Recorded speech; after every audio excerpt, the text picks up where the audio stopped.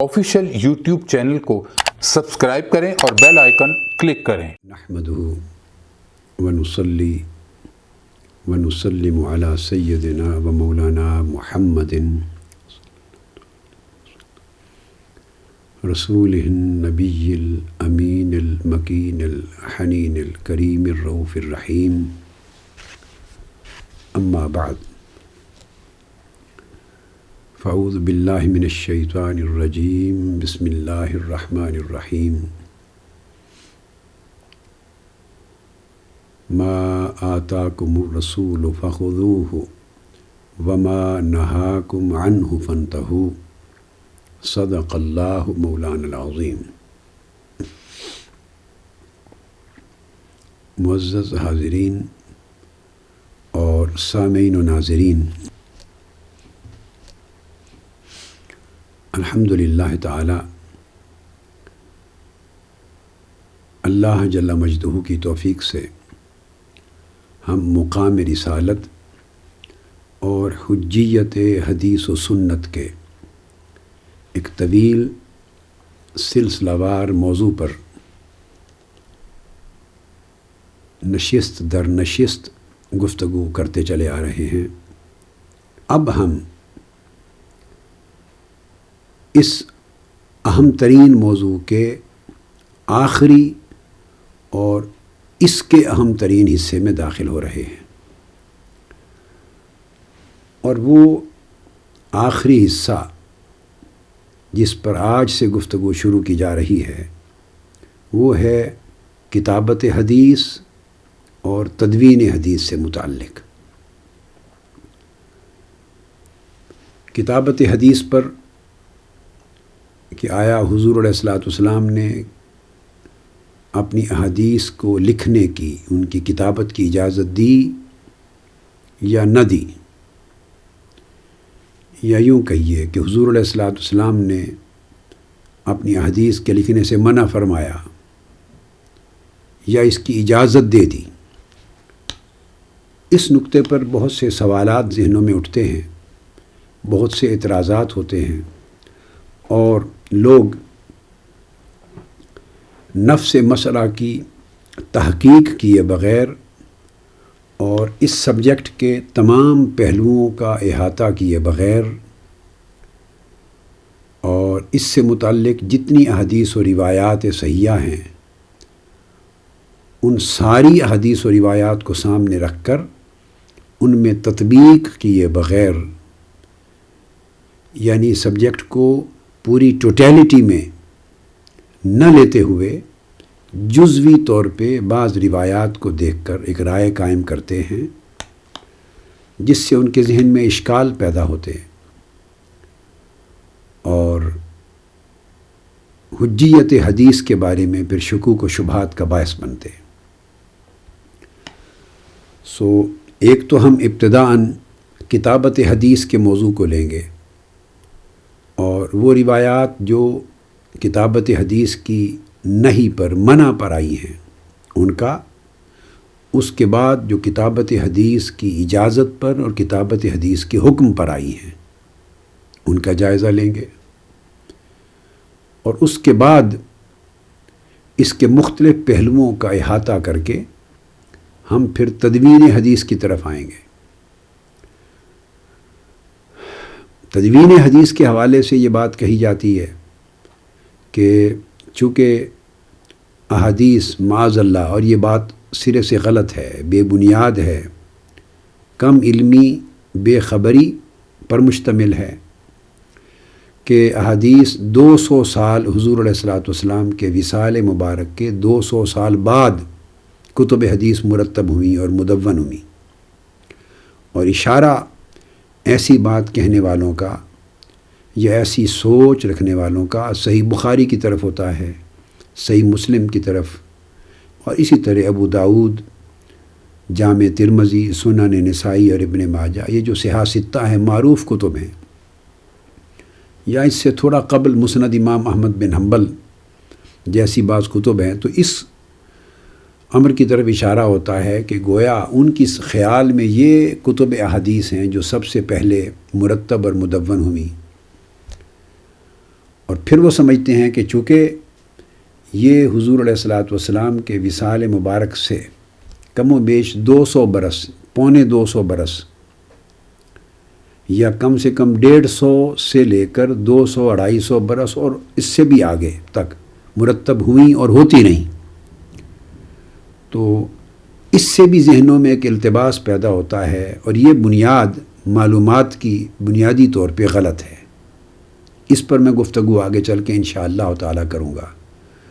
جب ایک مفروضہ ذہنوں میں قائم کر لیا گیا کہ حدیث کی یہ کتب حضور علیہ السلام کے زمانے کی 2 صدیوں بعد جا کر مرتب اور مدون ہوئی، سو اس غلط مفروضے اور ہائپوتھیسز کی بنیاد پر پھر 200 سال کا گیپ آ گیا۔ وہ کہتے ہیں اس وجہ سے بھی ذخیرہ حدیث کی ثقافت پر اعتماد نہیں کیا جا سکتا کہ اس کے مرتب ہونے سے پہلے 2 صدیاں گزر گئی تھیں، لہذا صحیح اور سقیم، صحیح اور غیر صحیح وغیرہ کا امتیاز اس تیقن کے ساتھ پاسبل نہیں ہے جس تیقن کے ساتھ ایسے ذخیرہ علم کا اعتماد ہو سکتا ہے جس میں گیپ نہ آیا ہو مرتب ہونے میں، بلکہ حضور علیہ الصلوۃ والسلام کے زمانہ اقدس سے اس کا تسلسل ہو۔ جیسے قرآن مجید حضور علیہ الصلوۃ والسلام کے زمانہ اقدس سے ہی اس کی کتابت شروع ہوئی اور بغیر انقطاع کے تسلسل کے اس کا تدوین کا عمل جاری رہا۔ یہ 2 وہ بنیادی ایریاز ہیں جو بہت سے لوگوں کو کم علمی کی وجہ سے اور مطالعہ کی گہرائی نہ ہونے کی وجہ سے ڈسٹرب کرتے ہیں، اور آسانی سے بات ایک کہہ دی جاتی ہے۔ لہٰذا اب ہم تفصیل کے ساتھ اپنے موضوع مقام رسالت کے حصے کو مکمل کر کے اب ہم حجیت حدیث و سنت کے باب میں اس حصہ گفتگو کو لے رہے ہیں۔ اب آغاز میں اس حصہ موضوع کا یہاں سے کر رہا ہوں کہ یہ کہا جاتا ہے کہ حضور صلی اللہ تعالیٰ علیہ وآلہ وسلم نے اپنی احادیث مبارکہ کی کتابت کرنے اور ان کو لکھنے سے منع فرما دیا تھا۔ اب چونکہ بعض احادیث منع کتابت پر اور نہی کتابت پر مبنی موجود ہیں، لہٰذا اس سے استدلال کیا جاتا ہے کہ حدیث حجت نہیں ہے۔ اگر حجت ہوتی تو اس کی کتابت سے حضور علیہ السلام منع نہ فرماتے۔ یہ خلاصہ ہے اس نقطہ نظر کا جو میں نے ابھی 2 جملوں میں بیان کیا۔ آئیے اب اس کا تھوڑا انالیسس کرتے ہیں اور بڑی توجہ اور انہماک کے ساتھ ایک طالب علمانہ طریق پر اس پورے کے پورے مفروضے کو، ہائپوتھیسس کو، اس نظریے کو اپنے سامنے رکھ کر اس کا تجزیہ کرتے ہیں۔ سب سے پہلے اب میں یہ عرض کروں گا کہ یہ تعین کرنا ہوگا، اور وہ لوگ جو بنیادی طور پر حجیت حدیث کا انکار کرتے ہیں اور حضور علیہ الصلوۃ والسلام کی سنت مبارکہ اور حدیث نبوی کو حجت نہیں سمجھتے، ٹریڈیشن، پروفیٹک ٹریڈیشن کو اتھارٹی نہیں سمجھتے۔ جیسے قرآن حجت ہے، اس طرح جو حدیث اور سنت کو اصولاً اعتقاداً اپنے علم اور نظریہ کے اعتبار سے حجت سمجھتے ہی نہیں ہیں، اس کی اتھارٹیٹیونیس پر ان کا عقیدہ نہیں۔ انہیں اب بڑے، اور پھر وہ لوگ جو اس خیال سے کچھ متاثر ہیں یا تھوڑی زیادہ انکلینیشن رکھتے ہیں یا متاثر ہو جاتے ہیں ایسی باتوں سے، اب میں ان سارے احباب کو ایڈریس کر رہا ہوں کہ اب ہم اس کا تھوڑا انالیٹیکل سٹڈی کر رہے ہیں، تو توجہ کے ساتھ اس نقطے کو سمجھنے کی کوشش کریں کہ ہم 2 پوزیشنز میں سے ایک پوزیشن کو اڈاپٹ کرنا ہوگا۔ جو لوگ یہ نقطہ نظر رکھتے ہیں کہ حجیت حدیث کا انکار کرتے ہیں اور ساتھ دلیل کے طور پہ کتابت حدیث کی جو منع اور نہی آئی ہے، پروہیبیشن آئی ہے، اس کو بطور دلیل لاتے ہیں، اب انہیں میں عرض یہ کر رہا ہوں کہ یہ دو ڈیفرنٹ پوزیشنز ہیں. کیسے؟ میں ابھی عرض کرتا ہوں. دو مختلف پوزیشنز میں سے ایک پوزیشن کو اڈاپٹ کرنا ہوگا. ہم دو متضاد پوزیشنز کو بیک وقت نہیں لے سکتے. میرا سوال یہ ہے کہ کیا وہ حجیت حدیث کا، پروفیٹک ٹریڈیشن کی اتھارٹی ہونے کا، اور حضور علیہ السلام کی سنت اور حدیث کے قرآن کی طرح حجت اور واجب الاطاعت ہونے کا انکار کیا اس وجہ سے کرتے ہیں کہ حضور علیہ السلام نے احادیث کی کتابت اور احادیث کو لکھنے سے منع فرمایا؟ یعنی بعض ایسی روایات اور احادیث ملتی ہیں. اب میں ان احادیث کا انکار نہیں کر رہا ہوں، ان روایات کا انکار نہیں کر رہا ہوں. تو پہلی پوزیشن یہ ہے کہ وہ یہ کہیں کہ ہم حضور علیہ السلام کی احادیث کو اور سنت نبوی کو حجت اس لیے نہیں مانتے کہ حضور علیہ السلام نے کیونکہ ان حدیث کی کتابت سے روک دیا، منع کر دیا تھا، اس پر نہیں وارد ہوئی، لہٰذا اس سے وہ یہ ڈیرائیو کرنا چاہتے ہیں کہ حدیث نبوی حجت نہ ہوئی. ایک یہ پوزیشن ہے کہ بنیاد ان کی کتابت حدیث کی نہیں پر وارد ہونے والی احادیث ہوں. کتابت حدیث کے بارے میں جو منع آئی ہے وہ احادیث بنیاد ہوں، اور اس بنیاد پر وہ اپنے اس نقطہ نظر کو استوار کریں کہ چونکہ کتابت حدیث سے حضور علیہ السلام نے منع فرمایا، اس لیے ہم حدیث کو اور سنت نبوی کو حجت نہیں مانتے. اگر یہ حجت ہوتی تو کتابت سے منع نہ فرمایا جاتا. ایک تو یہ پوزیشن بنتی ہے کہ کتابت حدیث کی منع پر مبنی احادیث یہ فاؤنڈیشن ہو، بیس ہو، اور یہ کاز ہو، اور اس کا نتیجہ ہو اور اس کا ایفیکٹ ہو کہ اس وجہ سے حدیث حجت نہ ہوئی اور حجیت حدیث کا انکار کر دیا جائے اس بنیاد پر. یہ تو ایک پوزیشن ہے. اور دوسری پوزیشن یہ بنتی ہے کہ وہ یہ کہیں کہ نہیں صاحب، ہم تو بنیادی طور پر اپنے عقیدہ میں حجیت حدیث کے ہی قائل نہیں ہیں، فار ادر ریزنز. حضور علیہ السلام کی حدیث اور سنت کو ہم حجت ہی نہیں مانتے اور صرف قرآن کو حجت مانتے ہیں. یہ ہمارا بنیادی عقیدہ ہے، اور اس عقیدے کو سپورٹ کرنے کے لیے بطور دلیل، اس کو سبسٹینشیٹ کرنے کے لیے، اس کو تقویت دینے کے لیے ہم بطور ایویڈنس وہ احادیث لاتے ہیں جن میں حضور علیہ السلام نے کتابت حدیث سے منع فرمایا. تو کتابت حدیث سے منع فرمانا اور اس کے اوپر نہیں کا وارد ہونا، یہ گویا اس نظریے کو سپورٹ کرتا ہے کہ حدیث حجت نہیں. گویا بنیاد ان کا وہ عقیدہ ہو گیا کہ حدیث حجت ہے ہی نہیں، اور سنت نبوی کی حجیت پر ان کا اعتماد اور ایمان ہی نہیں ہے. That's it. اس کے اسباب اور ہیں، اور من جملہ دیگر کئی دلائل کے وہ اس کو جسٹ ایک ایویڈنس اور دلیل کے طور پہ لاتے ہیں کہ یہ بھی دلیل اس موقف کی تائید کرتی ہے کہ حضور علیہ السلام نے بعض صحابہ کو جو احادیث لکھ رہے تھے یا لکھتے تھے ان سے کتابت حدیث سے منع کیا.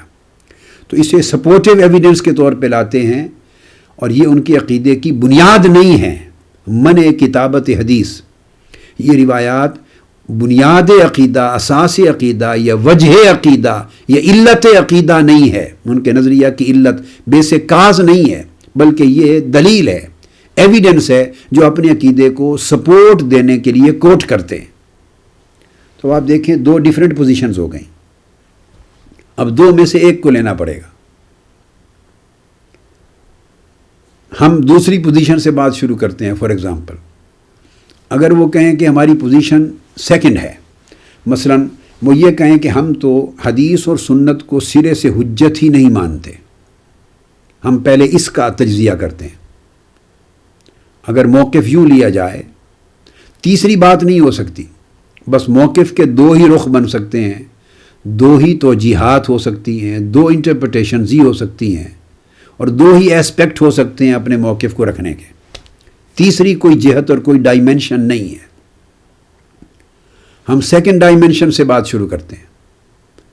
فار ایگزامپل، اگر وہ یہ کہیں اور وہ یہ سمجھتے ہیں کہ ہم حدیث کو اور سنت نبوی کو سرے سے حجت ہی نہیں مانتے اور اس کی حجیت کا اصلاً انکار کرتے ہیں، ہم صرف اور صرف قرآن کو حجت مانتے ہیں اور حدیث اور سنت بعد کے زمانے کے لیے حجت نہیں، وہ صرف ریکمنڈیٹری تھی اس دور کی کے لیے اور بعد میں اس کی حجیت نہیں ہے۔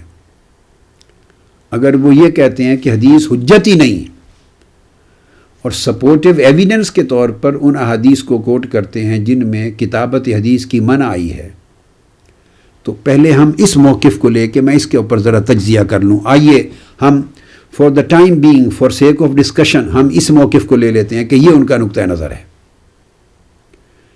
کہ حدیث سرے سے حجت ہی نہیں ہے، اتھارٹی نہیں ہے حضور علیہ السلام کی ٹریڈیشن، قرآن ہی صرف اتھارٹی ہے اور قرآن ہی صرف حجت ہے، اور حدیث اور سنت نبوی کا انکار کر دیا حجیت کا، اور بطور دلیل کتابت حدیث نبوی کی جو نہیں آئی ہے اور منع کی حدیثیں آئی ہیں بطور دلیل انہوں نے کوٹ کی۔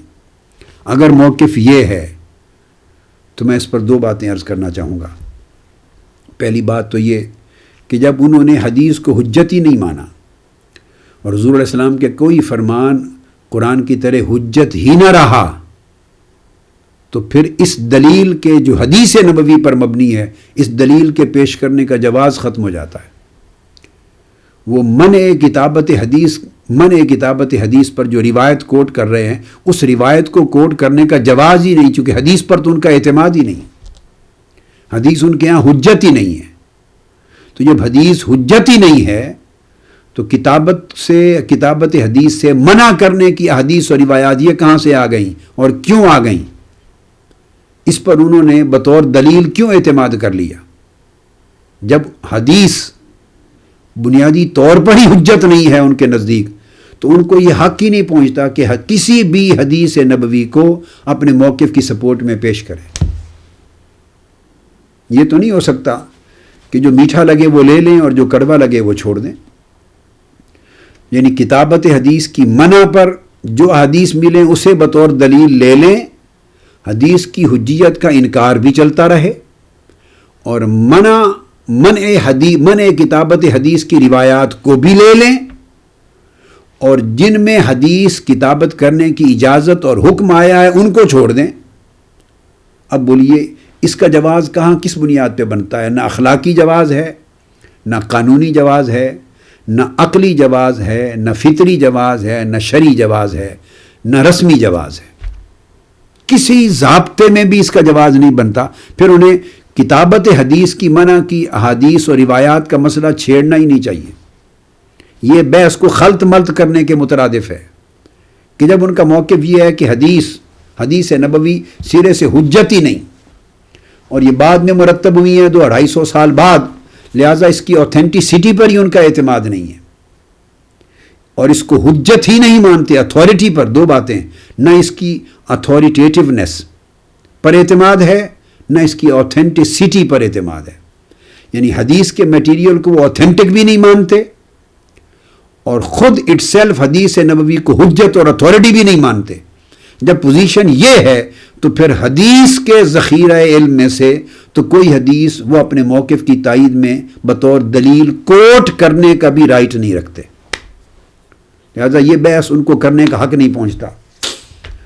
وہ تمام لوگ جو حدیث نبوی پر ایمان رکھتے ہیں اور سنت نبوی پر ایمان رکھتے ہیں اور اس موقف کے قائل نہیں ہیں، جن کا عقیدہ صحیح عقیدہ ہے آقا علیہ الصلوۃ والسلام کی اطاعت کے وجوب فرضیت پر، آقا علیہ السلام کی اتباع کے وجوب و فرضیت پر، آپ کے اسوہ و سیرت اور حدیث و سنت کی وجوب و فرضیت پر اور اس کی حجیت پر، جن کا کامل ایمان ہے، وہ بھی غور سے سنیں کہ کہیں اگر انہیں کنفرنٹریشن ہو اور ایسی بات سننے کو ملے یا کوئی آدمی ان سے بحث کرے تو انہیں یہاں پر گرفت کرنی چاہیے کہ اگر یہ بات ہے کہ آپ حدیث کو حجت ہی نہیں مانتے تو یہ کلابازیاں نہ کھائیے، ایک پوزیشن لیں، ایک سٹینس لیں، ایک موقف لیں، ایک نقطہ نظر لیں، ایک ویو لیں، اور اس پر جو آپ کہنا چاہتے ہیں دلائل دیں. جب حدیث کو اصلاً آپ نے حجت ہی نہیں مانا تو حدیث میں خواہ کتابت حدیث کی اجازت دی آقا علیہ السلام نے، خواہ کبھی منع فرمایا، آپ کو غرض ہی نہیں ہے اس سے. آپ کا تو اعتماد ہی ذخیرہ حدیث پر نہیں ہے، تو منع کرنے والی حدیث پر کہاں سے اعتماد آ گیا؟ آپ تو اوتھینٹک ہی نہیں مانتے، اس کی اوتھینٹسٹی پر ہی آپ کا کانفیڈنس نہیں ہے. تو جن روایات میں حدیث کی کتابت کی منع آئی ہے، اس حصے پر اوتھینٹسٹی کیسے بن گئی آپ کی؟ کانفیڈنس کیسے آ گیا؟ اور نمبر 2، جب حدیث نبوی آپ کے نزدیک حجت ہی نہیں ہے تو وہ آپ کو بھی دلیل کے طور پہ کوٹ کرنے کا رائٹ نہیں ہے. یہ تو وہ لوگ کوٹ کریں حدیث نبوی کو بطور دلیل جو حضور کی حدیث کو حجت مانتے ہیں. آپ تو اس کی حجیت کے منکر ہیں. آپ کیسے کوٹ کر سکتے ہیں حدیث نبوی میں یہ آیا ہے کہ کتابت حدیث سے منع کر دیا تھا؟ آپ کو کیسے خبر ملی کہ منع کر دیا تھا؟ آپ کا تو ذخیرہ علم سے واسطہ ہی نہیں ہے، اعتماد ہی نہیں. لہذا اپنی پوزیشن کتابت حدیث کی بحث کو چھیڑے بغیر اسٹیبلش کرنا ہوگی. یہ تو ایک بات ہوئی. اب اس پر دوسری چیز جو میں عرض کرنا چاہتا ہوں سمجھانے کے لیے، یہ ایک جواب ہے. اب دوسرا جواب اس کا یہ کہ اگر وہ حدیث کو حجت نہیں مانتے اور میں نے کہہ دیا کہ حجت نہ ماننے والے کتابت حدیث کی منع پر وارد ہونے والی روایات اور حدیث کو کوٹ کرنے کا بھی استحقاق نہیں رکھتے، آؤٹ آف کوسچن ہو گئی بات. میں اس بحث سے جان نہیں چھڑا رہا، میں ترتیب سے چل رہا ہوں. میں آؤں گا منع کتابت حدیث کے موضوع پر، وہ ساری حدیث پڑھوں گا.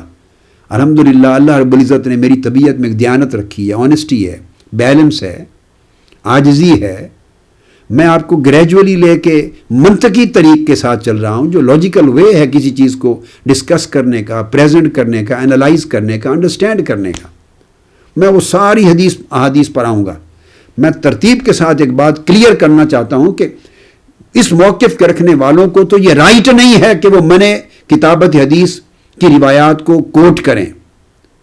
اب جب میں کوٹ کروں گا منع کتابت حدیث کی روایات کو، تو میں تو اس وجہ سے کوٹ کروں گا سمجھانے کے لیے کہ اگر منع آئی تو کیوں آئی.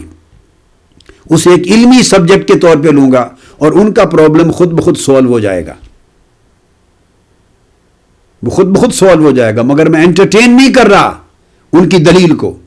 اگر وہ حجیت حدیث کے منکر ہیں اصلاً، تو پھر وہ منع کتابت حدیث کی دلیل کوٹ نہیں کر سکتے حدیث کو.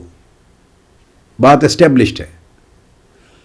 اور اگر انہوں نے منع کتابت حدیث کو بطور دلیل ایکسیپٹ کیا ہے اور کوٹ کرنا ہے تو پہلی پوزیشن سے طائب ہو جائیں، کہیں کہ ہم حدیث کی حجیت کو بھی مانتے ہیں اور حدیث کے لٹریچر کی اوتھینٹسٹی کو بھی مانتے ہیں.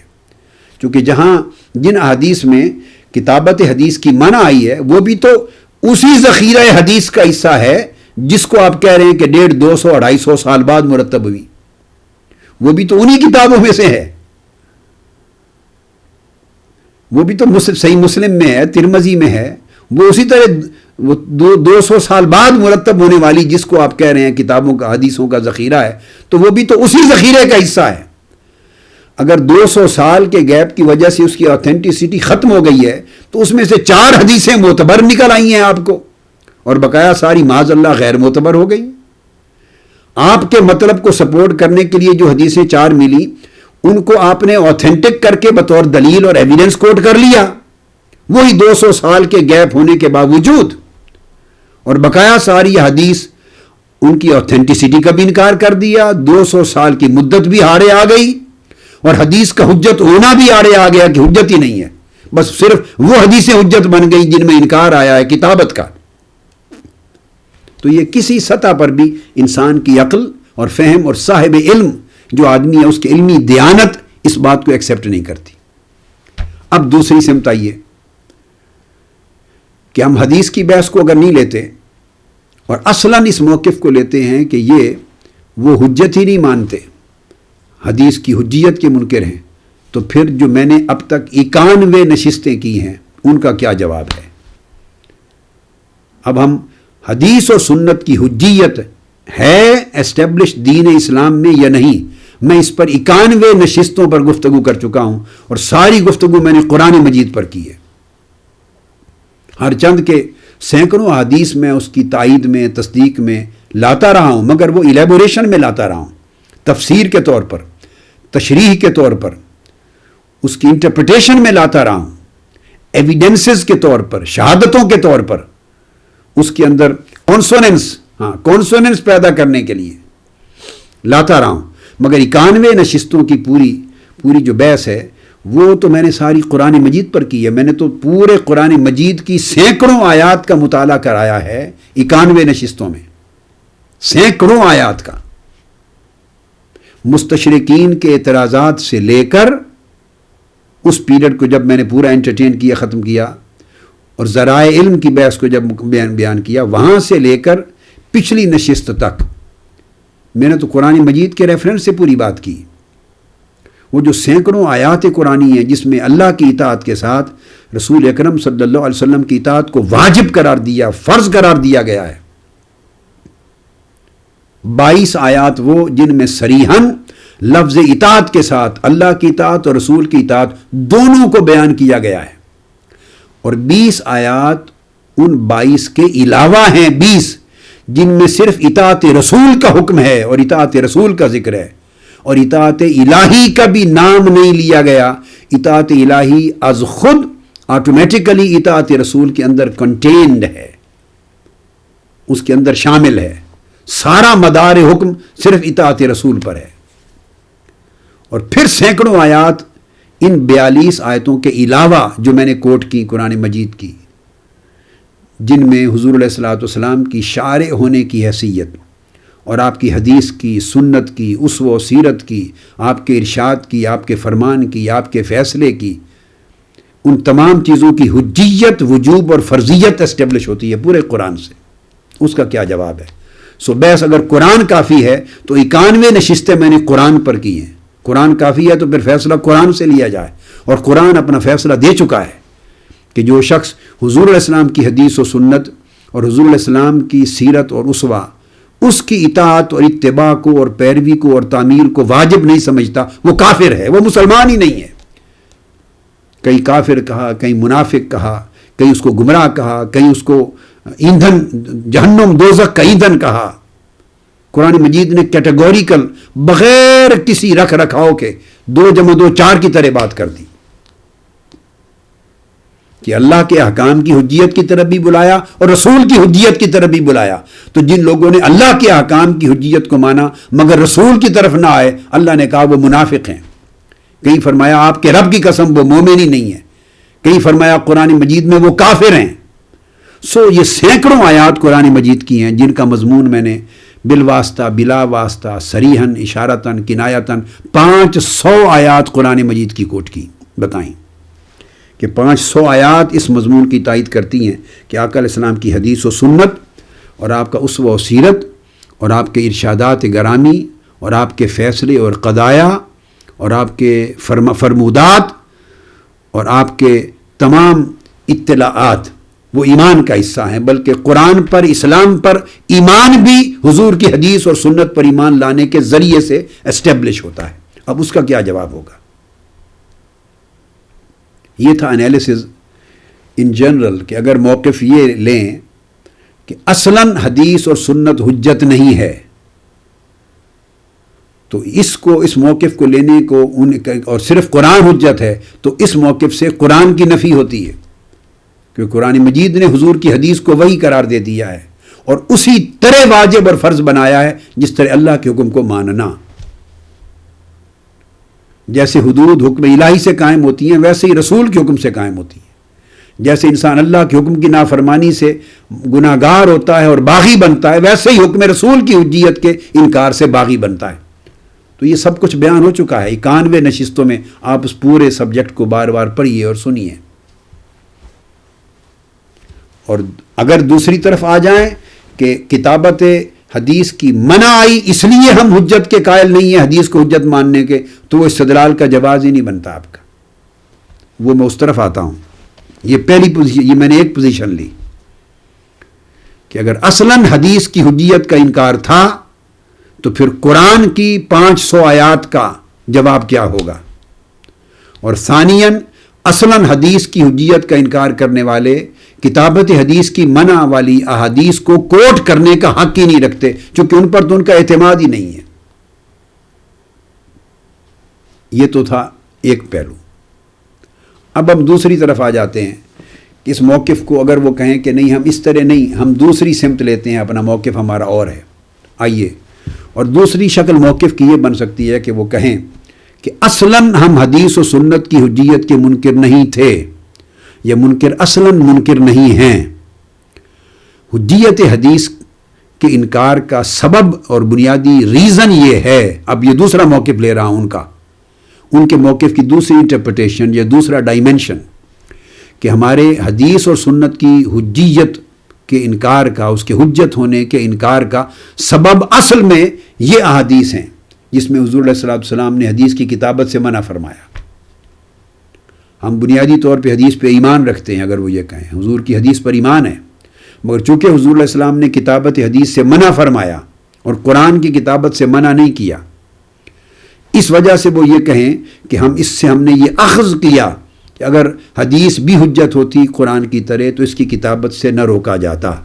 اس کے نتیجے میں ہم اس نقطہ نظر پہ پہنچے کہ حدیث حجت نہیں ہے۔ اب یہ ادر وے راؤنڈ ہے۔ اگر یہ دوسرا موقف لے لیا جائے تو اس پر گفتگو کرتا ہوں۔ اب یہ استدلال پھر غلط ہے، ٹوٹلی غلط ہے یہ استدلال، اس لیے کہ حدیث نبوی میں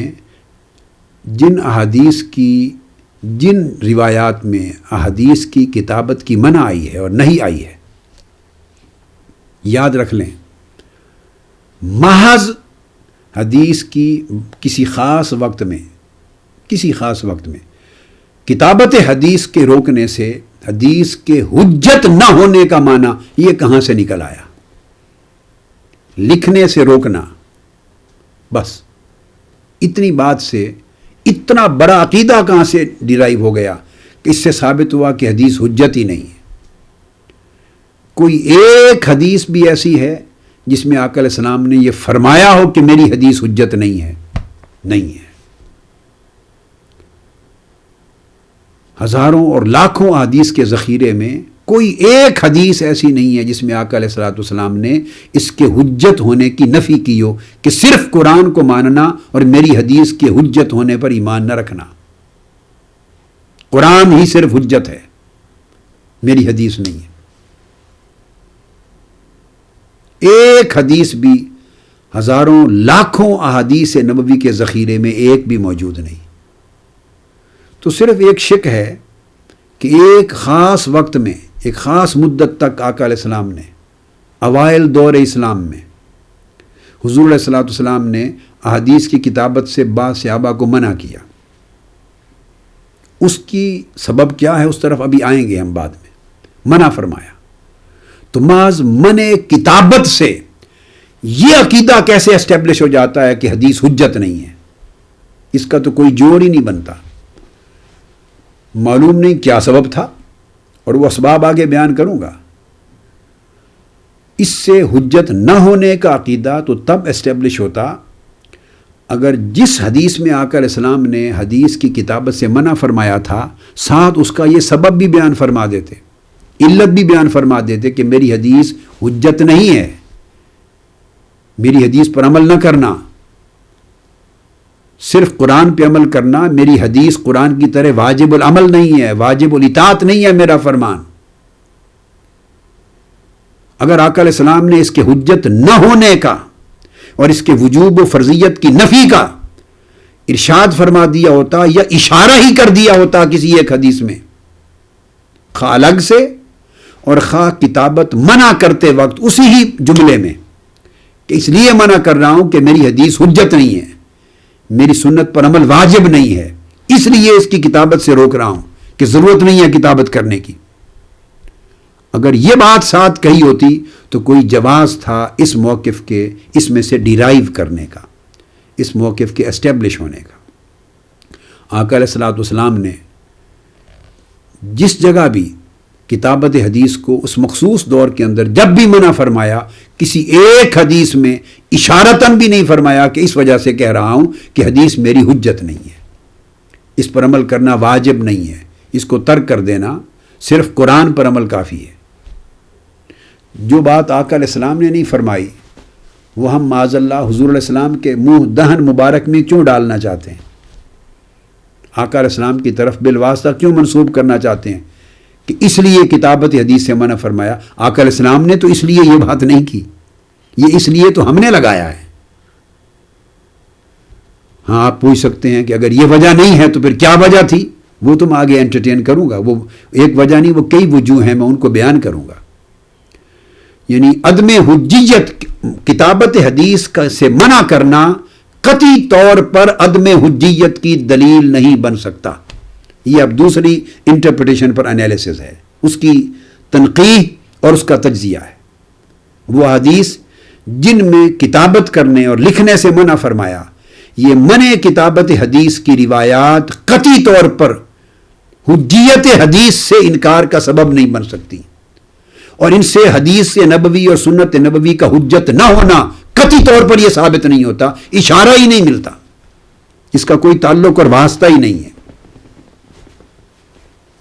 اس لیے کہ جن احادیث میں آقا علیہ السلام نے منع فرمایا ہے کتابت سے، اسی حدیث میں آقا علیہ السلام نے کتابت سے منع فرمایا اور اس کو روایت کرنے اور لوگوں تک پہنچانے کا حکم فرمایا۔ اب میں ایک سٹیپ آگے بڑھ رہا ہوں، تو گویا وہ استدلال خود بخود آقا علیہ السلام نے رد کر دیا کہ اگر کتابت حدیث کے منع کرنے سے غلطی سے بھی کسی کے ذہن میں یہ احتمال آ جائے اور یہ خیال پیدا ہو جائے کہ کتابت حدیث سے اس لیے منع فرمایا گیا کیونکہ معاذ اللہ استغفر اللہ یہ حجت نہیں ہے، لوگ اسے حجت نہ بنا لیں، تو اس گمان کے امکان کی بھی نفی کر دی، رد کر دی، جڑ کاٹ دی کہ اسی حدیث کے اندر جس میں منع فرما رہے ہیں کتابت سے، اسی میں اپنی حدیث کو آگے روایت کرنے کا حکم فرما رہے ہیں۔ اگر آقا علیہ السلام کا حدیث لکھنے سے منع فرمانا اس خیال کے پیش نظر ہوتا کہ کہیں لوگ اس پر عمل نہ شروع کر دیں، اس کو واجب نہ سمجھ لیں اور قرآن کی طرح اس کی تبلیغ نہ کریں اور اسے اپنا سورس آف نالج نہ بنا لیں، اسے واجب نہ قرار دے لیں، اگر خدا نہ خواستہ اس خیال سے کتابت کرنے لکھنے سے منع فرمایا ہوتا تو ساتھ ہی اسی ایک ہی سانس میں، ایک ہی جملے میں، ایک ہی مقام پر جہاں کتابت سے روکا ہے وہاں حدیث کو یاد کرنے اور آگے روایت کرنے کا حکم دے رہے ہیں۔ گویا وہی حدیث حضور علیہ السلام کی حدیث کی حجیت کی دلیل بن رہی ہے۔ گویا جو حدیث نفی کتابت اور نہی کتابت اور منع کتابت پر ہے، وہی حدیث روایت حدیث پر، تبلیغ حدیث پر، حفظ حدیث پر، حدیث کو یاد کرنے، حدیث کو روایت کرنے، حدیث کو آگے تک پہنچانے، اس کے معنی کو اخذ کرنے، فہم کو اخذ کرنے، اس کے اوپر آقا علیہ السلام اسی حدیث میں حکم فرما رہے ہیں، جس کا واضح مطلب یہ ہے کہ آقا علیہ السلام کی وہ حدیث جس میں کتابت حدیث سے روکا ہے، اس کے اندر بھی اپنی حدیث کے حجت ہونے کا ارشاد فرما رہے ہیں۔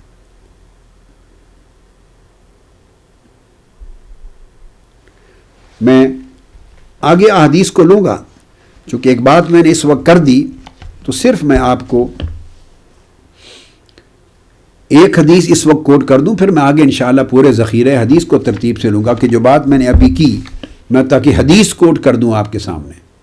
میں تمام احادیث لوں گا، صحیح بھی اور ضعیف بھی، جو کتابت حدیث کی منع کرنے پر آئی ہیں، میں نمونے کے طور پر صحیح اور ضعیف سب انٹرٹین کر کے ان کا جواب دے دوں گا، مگر یاد رکھ لیں سب سے زیادہ صحیح اور پختہ حدیث سند کے اعتبار سے، روایت کے اعتبار سے، اسناد کے اعتبار سے صحیح ترین اسناد پر مبنی منع کتابت پر، کتابت حدیث کی نہیں پر، جو سب سے مضبوط ترین حدیث ہے وہ صحیح مسلم میں ہے، اور راوی حضرت ابو سعید خدری رضی اللہ تعالیٰ عنہ ہیں، اور حضرت ابو سعید خدری رضی اللہ تعالیٰ عنہ کی روایت کو کتابت کی منع پر اور کتابت کی نہیں پر سب سے اصح اور اثبت اور اقوی سند والی حدیث سمجھا جاتا ہے، یہ مضبوط ترین ہے، میں وہی کوٹ کر رہا ہوں۔ صحیح مسلم کتاب الزہد اور کتاب الزہد کی حدیث نمبر 3004، کتاب الزہد میں باب ہے جو قائم کیا امام مسلم نے، باب التثبت فی الحدیث و حکم کتابت العلم، یعنی روایت حدیث کے اندر جو پختگی اور استحکام اور اس کی صحت کا بیان، اور علم کو یعنی حدیث کو لکھنے کتابت کرنے کا بیان، یہ باب ہے جو امام مسلم نے قائم کیا۔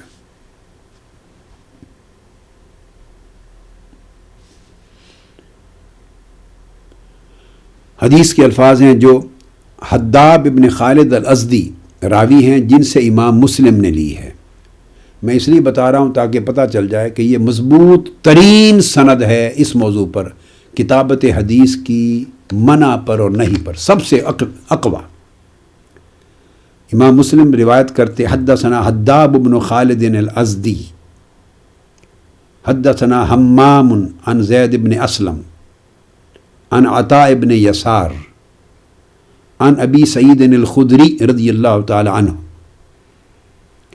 ان رسول اللہ صلی اللہ تعالی علیہ وآلہ وسلم قال لا تكتبوا عنی ومن كتب عنی غیر القرآن فلیمحه وحدثوا عنی ولا حرج ومن كذب علی متعمدا فلیتبوأ مقعده من النار۔ اب آپ پورا مضمون پڑھیے۔ لوگوں کی عادت یہ ہے کہ اصل کتابیں اٹھا کے دیکھتے نہیں، کسی ایک جگہ بعض اوقات حدیث کا ایک ٹکڑا بیان ہوتا ہے، بعض کتابوں میں صرف ایک ٹکڑا بیان ہوتا ہے، تو وہ بات نہیں بنتی جب تک آپ کھنگال کر ذخیرہ علم اور تمام کتب حدیث کو، اس کے پورے مضمون کو نہ دیکھیں۔ اس لیے کہ ایک جگہ ایک راوی نے کسی ایک سوال کے جواب میں کسی پوچھنے والے کو صرف ایک حصہ حدیث، ایک اس روایت کا ایک چھوٹا سا ٹکڑا بیان کر دیا۔ ضروری نہیں کہ ہر شخص ہر موقع پر پورا کا پورا مضمون روایت کرے۔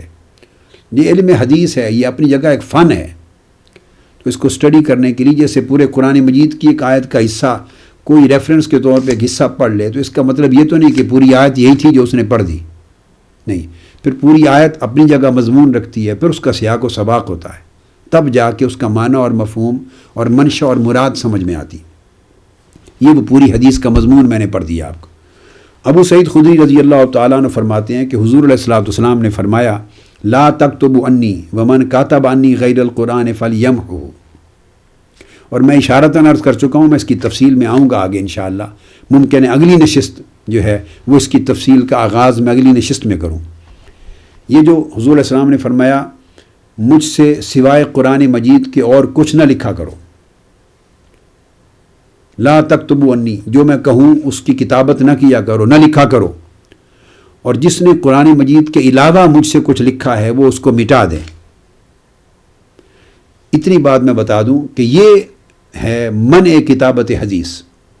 آقا علیہ السلام نے اوائل دور اسلام میں ایک مخصوص مدت تک کتابت حدیث سے منع کیا اور صرف کتابت قرآن پر کنسنٹریٹ کرنے اور ایمفسائز کرنے پر زور دیا، اور یہ حکم ان احکام میں سے ہے، بے شمار احکام میں سے، جو اوائل دور اسلام میں کسی وجہ سے دیے گئے، اور جب وہ وجہ اٹھ گئی، سبب نہ رہا، حالات بدل گئے، تو اس حکم کو منسوخ کر دیا اور نئے احکام آ گئے۔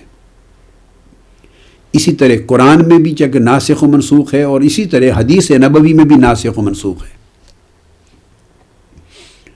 اب یہ ایک الگ سبجیکٹ ہے، بس اصولی طور پہ ایک بات میں کہہ دیتا ہوں۔ مثلا حضور علیہ السلام نے اوائل دور اسلام جب لوگ نئے نئے مسلمان ہوئے، حدیث صحیح ایک مثال دیتا ہوں، آقا علیہ السلام نے فرمایا کہ لوگوں قبروں کی زیارت کو نہ جایا کرو، منع کیا،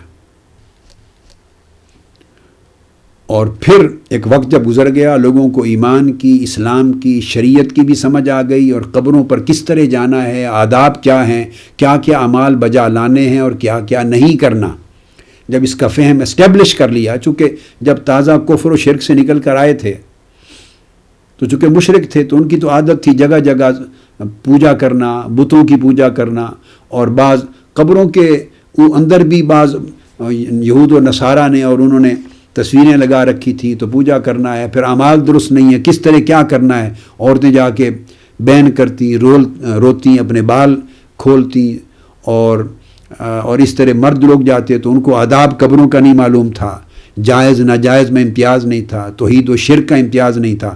تو اوائل وقت میں جب لوگوں کے اندر فہم دین کا پختہ نہیں آیا تھا تو حضور علیہ السلام نے منع فرمایا. پھر ایک وقت آیا کہ زیارت قبور کو، قبروں کی زیارت کو، مزارات کی زیارت کو، قبرستان کی زیارت کو جانے کو آقا علیہ السلام نہ صرف جائز کر دیا، نہ صرف رخصت دی، بلکہ حکم دے دیا. اب یہ دونوں ایک ہی حدیث میں بیان ہوئے ہیں، حدیث صحیح. آقا علیہ السلام نے فرمایا کنت نہیتکم عن زیارت القبور الا فزوروہا.